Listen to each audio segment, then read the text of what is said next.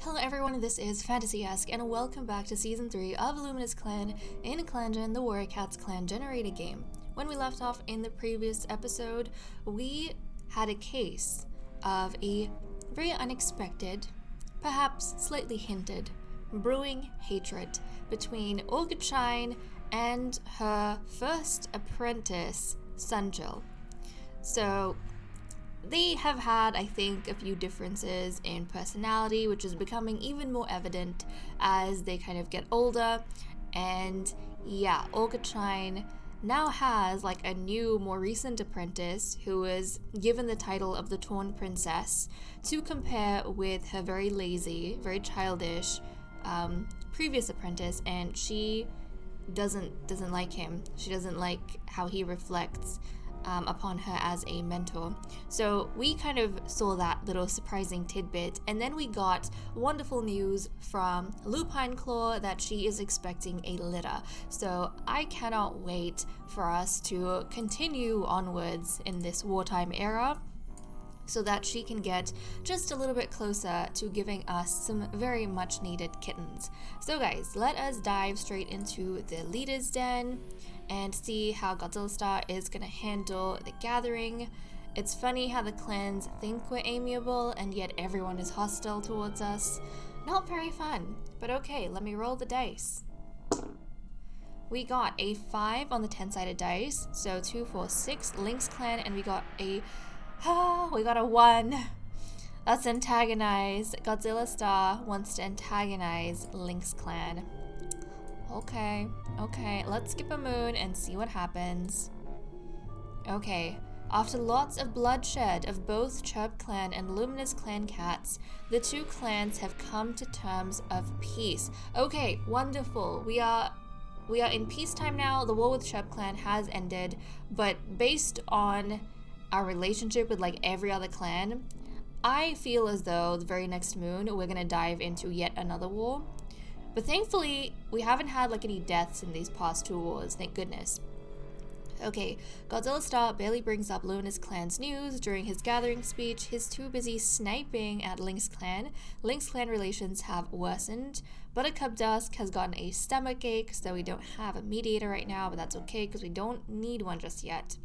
Lupine Claw hopes the litter will be small. She feels overwhelmed at the idea of a big litter. So many things could happen to Lupine Claw and her kids if she kept working. Worried by the consequences of continuing her duties too long, she settles into the nursery. Orchidshine's running nose is gone. The Lynx Clan medicine cat apprentice comes to Luminous Clan's camp, pleading for help with a yellow cough epidemic. However, Luminous Clan has nothing that they are willing to share, because we are hostile with Lynx Clan, so we don't want to share medicine with them. I wonder if in the next episode we end up entering into a war with Lynx Clan, because we've already had a war with Shade Clan, we've had a war with Chirp Clan, we are like hostile with Lynx Clan right now. If we enter into a war with them, I think we're going to say that the tipping point was this incident where they had a yellow cough epidemic and their apprentice medicine cat came to ask us for help and we rejected giving them help. And I think that's what's going to tip our clans over into a state of war, which is not good at all. Okay, so Lupine Claw is the only cat that is going to be not partaking in patrols because she has that litter she's expecting, and she's going to be in the nursery, which is absolutely fine. Let's see, let's go to, medicine cat den and see what's going on here. Orchidshine was given puppy as treatment for running nose. Her running nose is gone. We lost some lungwort. Canary Snap gathered dandelion and betony this moon. I wonder if Lupine Claw feels a little bit assured because she does have her mate who is the medicine cat, and he'll be able to look after her really well and see the safe delivery of their kids. That would be quite nice. But okay, let's go through relationships and see what's going on with the cats. Okay, Plum Raven and Thunderwind talk about what they see in the clouds. Plum Raven and Magpie Heart laugh about something small together. Buttercup Dusk and Magpie Heart bond over something small. Buttercup Dusk warns Daisy Quake about something on the ground so Daisy Quake doesn't trip. Stonespeck overhears Daisy Quake educating clanmates about their fallen ancestors. Stonespeck stops and thinks before assuming the worst of Daisy Quake. Cloudfur is hiding behind a bush, ready to pounce on Sunchill. Daisy Quake believes in Cloudfur's version of events when something happens and the clan doubts her. Shadowswirl heard a story about something kind Godzilla Star did. Okay, intriguing. I mean, these two mates. I mean, we talked about this in the last episode, right? They're staying with each other because that's the sensible thing to do for the two of them. But I don't see any, like, sparks between these two cats. So it's kind of fascinating to see them interact from time to time. Shadowswirl tried to explain something to Sunchill, but he just didn't understand. Stonespeck accidentally gave Lupineclaw a piece of fresh kill she didn't like. Lupineclaw and Daisy Quake notice a cloud is shaped like a bird. Orchidshine thinks Canary Snap is very helpful. Orchidshine loses in a race against Sunchill and acts bitterly about it. Magpie Heart basks in the sun with Blissfur. Tornfern asks Magpie Heart to speak up while chatting together. Both Pepper and Plumraven startle at a clap of thunder. Pepper includes Tornfern in a conversation that Tornfern struggled to join. Godzilla Star is baffled by something Cloudfur says about religion. Yeah, okay, so I think over here, Cloudfur, I think a little bit has fallen into the background, after having her litter.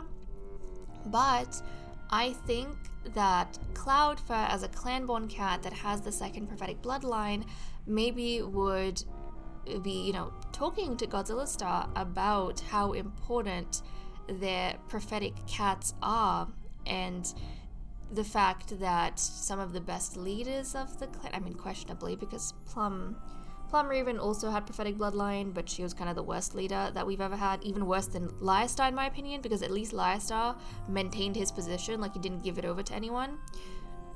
So anyways, Cloudfur still is going to be probably talking about how central to their identity as luminous cats this idea of the prophetic bloodline is, but Godzilla Star, who has none of that, who is an outsider, hasn't even been born inside the mountain, he probably would find all of this very baffling, that they blindly follow this almost religious kind of thing with the prophets. Godzilla Star asks Thunderwind about a certain rule of the warrior code that he forgot. Godzilla Star came back to camp sulking after failing to catch Shadowswirl's favorite prey for her, but she didn't seem to care, nuzzling into Godzilla Star's neck. She was just happy Godzilla Star was back. You know what? I feel a lot like part of why these two stay together is to present a united front to other clans. Because if other clans found out that there was internal strife within Luminous Clan, that the clan leader wasn't even getting along well with his mate, and they kind of had a broken family, then I think other cats or other clans would take advantage of that and try to cause more chaos within the clan. And so I think that's why, out of practicality, these two are making an effort to stay together.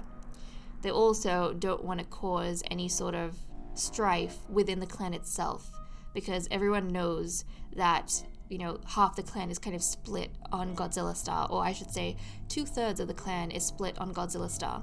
So I don't think Shadowswirl wants to give anyone more reason to cause trouble. And so when he goes out to hunt on his own to find prey, I think Shadowswirl does worry about whether or not Godzilla Star is going to come back alive, or if he's going to get attacked by someone else, by a rival.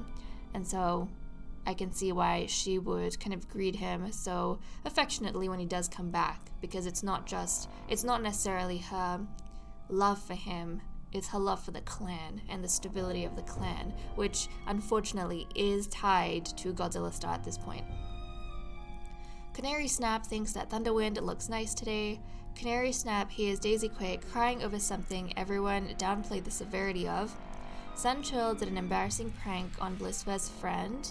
Sunchill learns something new about a clanmate from Buttercup Dusk. Daisy Quake often goes to Canary Snap for guidance. Thunderwind has a friendly chat with Shadowswirl that leaves them both feeling happy. Thunderwind, Pepper, and Orchidshine took a sun bath and had a little small talk, and Tornfern is able to work together with Orchidshine. Look at this, guys. Again, we see Orchidshine with her newest apprentice, Tornfern, who has been conferred the title of the Torn Princess, and yeah, she is friends with this particular apprentice, but in her eyes, Tornfern is a much, much better cat, more capable cat, and kind of a merit in Orchidshine's service to the clan in her life compared to Sunchill, who I think Orchidshine treats or sees as a blemish on her teaching record, because he didn't turn out the way that she intended. Almost like his personality, even his own teaching methods, it's like a retaliation to the way Orchidshine does things, and she doesn't really like that. She very much likes Tornfern for upholding the things that Orchidshine finds to be important. So okay, that is all we have for events. I'm going to cut the recording here and we'll resume with the cat list. Let us resume with the cat list. First up, we have loyalties where nothing has changed. We still have Orchidshine, Sunchill, Tornfern, Daisyquake, and Thunderwind who are loyal to Godzilla Star. We don't have any mediation we have to do either. Lupine Claw is going to be having her litter in the next episode, which is very, very exciting. And we'll have to see whether she has a big litter or a small litter. She wants to have a small litter, but I don't know if she actually is or not. We have had recently a litter of 4. Before that, we had a litter of 3. So in this season so far, because Sunchill and Blissfur, they were kittens when we started the season, but they weren't born in this season. They were born last season. They were a litter of 3, but then in this season, season 3, we had a litter of 4. Of the 4, only 3 of the cats survived, and in the litter before that, from season 2, out of our litter of 3, only 2 survived. So currently, the trend has been that we lose a cat in every litter. So we'll have, before they reach adulthood. So we'll have to see. Obviously, the bigger the litter, the better because of this. But if we have a litter of 3 or more, actually, if we have a litter of 3 or more, then we are going to cap breeding after that until, say, we have, we're back down to 18 cats. But if we have a litter of 1 or 2, then we are going to be breeding another one of our cats after Lupine Claw. So in that case, Godzilla Star is going to bring in another outsider to be paired with one of the cats. That's only if Lupine Claw has a litter of 1 or 2. But if she has a litter of 3 or more, then we're going to cap it there until we have another death. So, okay, let us see what the cats are up to today. Godzilla Star looks back on his life as a kitty pet, amazed at how different things are now. Plum Raven is stressed about organizing patrols, and oh my goodness, guys, she's a senior! She's a senior! She's reached 120 moons, look at that! Look at that, Plum Raven is now a senior, guys. Wow. Okay, Canary Snap is wondering what the inside of a 2-legged den looks like. Buttercup Dusk is staring off into space. Pepper wishes he had wings so he could catch birds easier. Stonespeck had a nice chat with a cat from another clan at the border. Cloudfur is humming a tune she heard near Two Leg Place. Shadow Swirl is looking forward to finding more prey as the snow melts. She is hanging out with Magpie Heart, her nephew, who is also looking forward to finding more prey as the snow melts. And they are hanging out together in the nursery with Lupine Claw, who is also looking forward to finding out more prey as the snow melts. Interesting. They're probably keeping her company and also maybe chittering about how they'll need more food once the kittens are here and how excited they are for her to have a litter of kittens. Orchidshine saw a kitty pet rolling around a 2-legged garden. Sunchill saw a yappy little dog today. Blissfur wishes she had wings so she could catch birds easier. Tornfern is grooming herself, making sure every whisker is in place. Daisy Quake is a kitty pet sitting calmly next to a dog. And Thunderwind is also hanging out in the nursery, looking forward to finding more prey as the snow melts with his cousin? With his cousin, I think. Yeah, with his cousin. He's hanging out with, I think, two of his cousins? I think he's hanging out with two of his cousins. Lupine Claw, Magpie Heart, and their aunt, Shadow Swirl. They're all hanging out together, which is kind of adorable. But okay, that's all we have for the cat list. Let's pick up in the patrol. Okay, let us continue with our patrols. We'll go ahead and send out a medicine cat, Canary Snap, first up. New Leaf has brought new life to Luminous Clan's territory, and Canary Snap heads out to gather fresh mallow for the stores. Proceed. While the mallow shrubs are soft in scent and in touch, the plants are engaged in their own vigorous new leaf competition between each other, leaving Canary Snap with tons to harvest. New Leaf not only brings mallow, but Bettany too. The herb store wouldn't suffer from another paulful of it. So Bettany and mallow are gathered. Nice. It's time for us to send our cats out. We are going to have two patrols of 6 and a patrol of 1. So first up, currently we have 149.3 prey, and we need 47. First up, we have Godzilla Star, his mate Shadow Swirl, the deputy Plum Raven, Orchid Shine, this is not her apprentice, Blissfur, Thunderwind. Yeah, she doesn't have a problem with Blissfur. It's just her own apprentice she hates. Okay, Godzilla Star suggests this might be a good chance for the cats to practice new fighting techniques. Proceed. Blissfur takes charge and coordinates exercises for the training patrol. Soon cats are practicing trips, twists, and tumbles. And actually the last 3 patrols we've had have all been training patrols, and I find that very fascinating. But also it makes a lot of sense. We are in wartime, surrounded by hostile clans, and Godzilla Star is a good fighter, so he would put emphasis into this. Next up, we have Magpie Heart, Tornfern, Pepper, Stone Speck, Daisy Quake, and Sunchill. So let's send them out. Oh no. As the patrol is marking the borderlines, a gang of rogues strides confidently out from behind a tumble of rocks, yowling as they confront the clan cats. Okay, I don't think this is that dangerous because this is not an ambush. I think I have confused some of these before, but because they have like the same artwork.